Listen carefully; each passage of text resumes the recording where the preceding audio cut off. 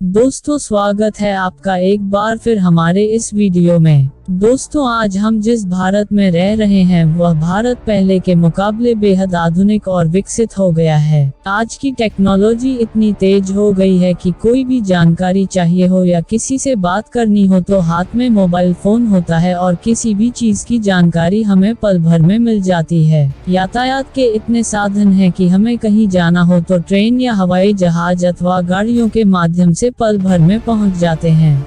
आज भारत विश्व की 6वीं महाशक्ति बनने जा रहा है। दोस्तों आज हम जिस भारत को देख रहे हैं क्या यह असली भारत है? तो इसका जवाब है नहीं। दोस्तों आज के भारत की सीमा सिर्फ कश्मीर से लेकर कन्याकुमारी तक है। लेकिन दोस्तों एक वक्त ऐसा था कि भारत की सीमा में Afghanistan, Pakistan, Nepal, Tibet, Bhutan, Bangladesh, Burma, Indonesia, Cambodia, Vietnam, Malaysia, Java, Sumatra, Maldives और अन्य कई छोटे बड़े क्षेत्र हुआ करते थे। हालांकि सभी क्षेत्र के राजा अलग अलग होते थे लेकिन ये सभी भारतीय जनपद ही कहलाते थे।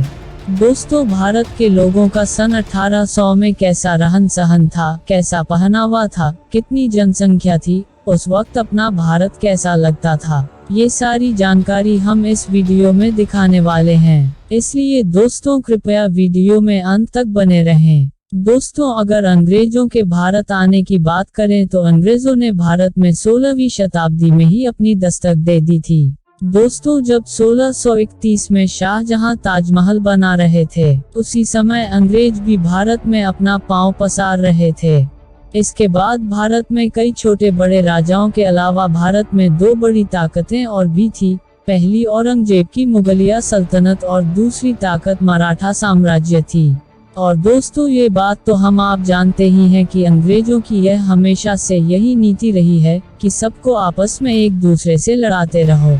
इसी के चलते अंग्रेजों ने इंतजार किया कि ये दोनों आपस में लड़े और इसका फायदा हमें मिल जाए। इसके लिए अंग्रेजों ने कई प्रयत्न भी किए और भारत में अलग अलग जगहों पर अंग्रेज अपनी सत्ता जमाने लगे। दोस्तों इस तरह अंग्रेजों के इन इरादों में 100 साल से भी ज्यादा साल लग गए और फिर साल आया 1800। दोस्तों 1800 का ये वह दौर था जब मुगलों की सल्तनत खत्म हो चुकी थी और ईस्ट इंडिया कंपनी के साथ अंग्रेज भारत में अपना पैर जमा चुके थे।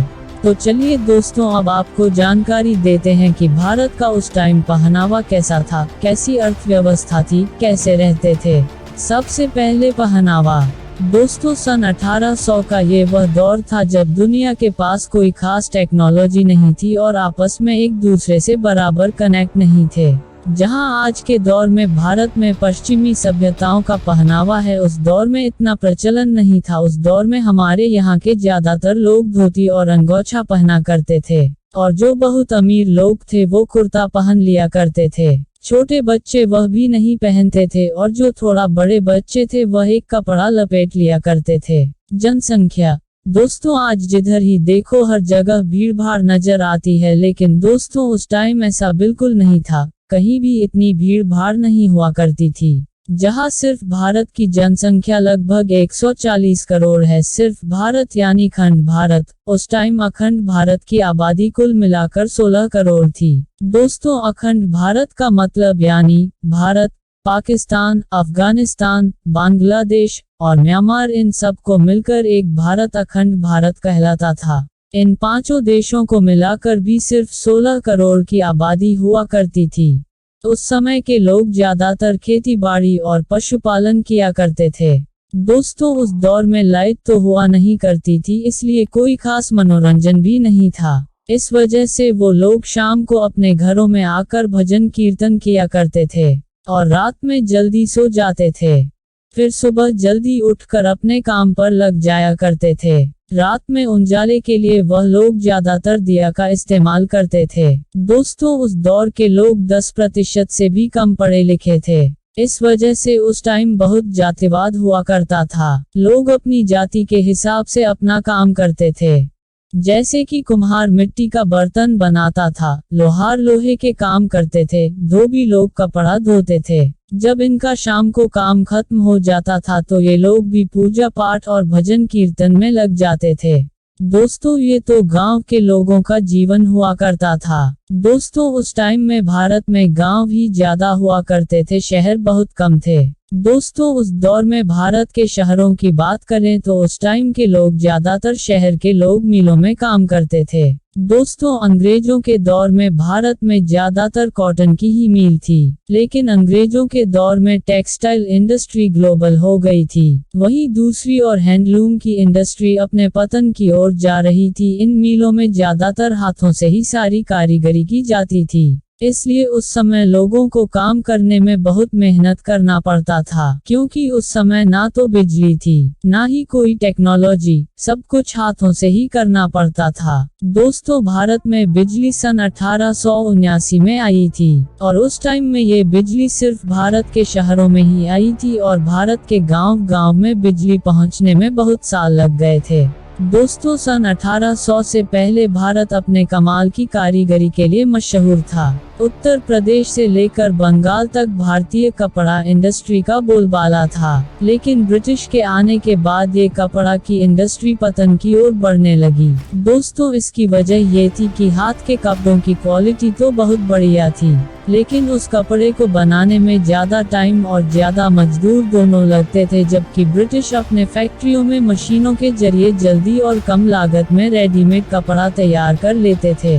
दोस्तों उसी 1800 के दौर में भारत में ट्रेन की भी शुरुआत हुई थी। सन 1832 में भारत के मद्रास में सबसे पहले ट्रेन चलाने का प्रपोजल रखा गया था। वह भी ये ट्रेन सिर्फ इंडस्ट्री के लिए इस्तेमाल होती थी। सन 1837 में रेड हिल रेलवे ने रेड हिल से चिंतादरी तक पहली रेल चलाई थी। ये स्टीम इंजन से चलने वाली पहली ट्रेन थी जिसका इस्तेमाल मद्रास में बन रहे रोड के लिए लेटेराइट पत्थर ले जाने के लिए किया जाता था। इसके बाद सन 1853 में मुंबई में बोरीबंदर से ठाणे के लिए पहली पैसेंजर ट्रेन चलाई गई थी। ये 20 बोगियों की स्टीम इंजन से चलने वाली ट्रेन थी जो 3 इंजन की मदद से चलती थी, जिनका नाम साहिब, सिंध और सुल्तान था। ये ट्रेन 1676 मिलीमीटर यानी दोस्तों फुट में देखा जाए तो 5 फुट 6 इंच वाली गैप की पटरी पर चली थी और तब से लेकर आज तक हमारे देश में इसी स्टैंडर्ड साइज को फॉलो किया जा रहा है। दोस्तों इस ट्रेन में पहली बार में 400 यात्रियों ने सफर किया था। दोस्तों आपके मन में एक सवाल आता होगा कि उस टाइम में इन लोगों की इनकम क्या थी। दोस्तों इनकम की बात करें तो उस दौर में अंग्रेज बहुत अच्छे पैसे कमा रहे थे। वही भारतीयों की बात की जाए तो उस टाइम भारतीयों की आर्थिक स्थिति धीरे धीरे खराब होती जा रही थी। एक डाटा के अनुसार सन 1800 के आसपास एक यूरोपियन क्लर्क की सैलरी 40 पाउंड थी, वहीं एक भारतीय की तनख्वाह सिर्फ 1 पाउंड हुआ करती थी। और किसानों की बात की जाए तो उस टाइम सूखा, बाढ़ और लगान की मार झेलने की वजह से किसानों की हालत बहुत खराब हुआ करती थी। उस समय कुछ अमीर तबके के लोग भी हुआ करते थे, जिनमें से सब नहीं लेकिन कुछ चाहते थे कि वह अंग्रेजों से दोस्ती कर ले और गरीबों पर अपनी हुकूमत और ज्यादा बढ़ा सके। दोस्तों उस समय भारत में गांव के लोग पैसों से चीजें खरीदने के बजाय एक्सचेंज किया करते थे, जैसे कि एक मटके के बदले 1 या 2 किलो अनाज देना, 2 किलो गेहूं के बदले 2 किलो चावल देना। ऐसे ही एक दूसरे से अपनी जरूरत की चीजों का आदान प्रदान किया करते थे। उस समय की बीमारियां। दोस्तों आज के समय में जो बीमारियां आम हो गई हैं, वह उस दौर में महामारी का रूप ले लेती थी, जैसे कि कॉलरा और हैजा इत्यादि। दोस्तों उस टाइम में उन लोगों के पास इन बीमारियों की दवा भी नहीं होती थी। दोस्तों उस दौर में भारत में अशिक्षित लोग ज्यादा थे, जिसमें पुरुष 10% पढ़े लिखे लोग थे और महिलाएं मात्र 1% पढ़ी लिखी थी। दोस्तों ऐसा नहीं था कि वो लोग कम पढ़े लिखे होने की वजह से कुशल जानकार नहीं थे, वह कुशल होने के साथ साथ अपने काम में माहिर भी थे। तो दोस्तों कुल मिलाकर 18वीं शताब्दी में भले ही कम पढ़े लिखे लोग थे, लेकिन वह लोग बहुत अच्छे और ईमानदार थे। आज के जमाने के लोगों की तरह लालची और धोखेबाज नहीं थे। दोस्तों, आपको क्या लगता है, वह लोग अच्छे थे या आज के जमाने के लोग अच्छे हैं? कमेंट बॉक्स में जरूर बताइएगा। दोस्तों, वीडियो में आपको कुछ भी अच्छा लगा हो तो कृपया वीडियो को लाइक और चैनल को सब्सक्राइब करना ना भूले, ताकि दोस्तों आपको ऐसी वीडियो मिलती रहे जो कि दोस्तों बिल्कुल फ्री है। दोस्तों, आपके सब्सक्राइब का बटन दबाने से हमें ऐसी वीडियो बनाने में एक उत्साह मिलता है। दोस्तों, वीडियो देखने के लिए तहे दिल से धन्यवाद। जय हिंद दोस्तों।